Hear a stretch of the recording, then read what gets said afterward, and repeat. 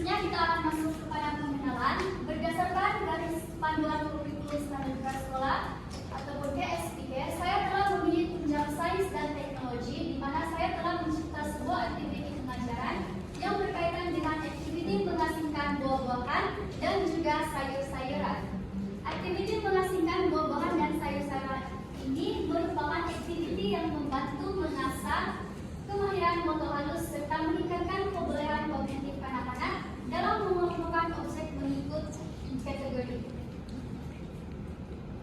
Seterusnya, ini merupakan rancangan pengajaran saya, di mana saya telah memilih tema tumbuh-tumbuhan dan juga tunjang utama saya adalah sains dan teknologi, dan juga standar kandungan saya merupakan menjelaskan objek dan standar pembelajaran mengukur objek mengikut ciri yang dikenal pasti. Seterusnya kita akan masuk kepada penerangan objektif. Objektif saya yang pertama adalah membedakan buah-buahan dan juga sayur-sayuran, di mana objektif ini memberikan peluang kepada anak-anak dalam penerokan dan penemuan baru. Seterusnya, objektif ini juga dapat meningkatkan rasa ingin tahu anak-anak seperti menemukan jenis buah-buahan dan juga sayur-sayuran. Melalui objektif ini, anak-anak dapat mengenal pasti perbedaan antara buah-buahan dan juga sayur-sayuran. Seterusnya, objektif yang kedua ini menceritakan tentang buah-buahan dan sayur-sayuran, di mana anak-anak dapat mengetahui manfaat seharian buah-buahan dan sayur-sayuran. Objektif ini juga dapat anak-anak dapat mengenali berbagai jenis buah-buahan. Seterusnya kita masuk kepada penerangan strategi pelaksanaan aktiviti. Yang pertama, pendekatan berasaskan permainan, di mana guru perlu menyediakan buah-buahan dan juga sayur-sayur mainan agar dapat mengasah kemahiran meletakkan di tempat yang betul untuk anak-anak. Seterusnya, pendekatan bercerita, di mana bercerita mengenai asal-usul buah-buahan dan juga sayur-sayuran. Ini dapat meningkatkan minat dan memori anak-anak.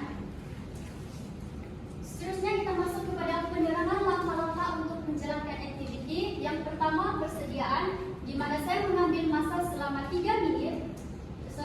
menit untuk mengajukan soalan seperti apakah buah yang terdapat dalam kotak ini. Sebagai contoh, saya akan membawa sebuah kotak yang berisikan berbagai jenis buah-buahan dan juga sayur-sayuran, dan saya akan bertanyakan kepada murid-murid apa yang terdapat dalam kotak ini ataupun apakah yang cikgu bawa hari ini.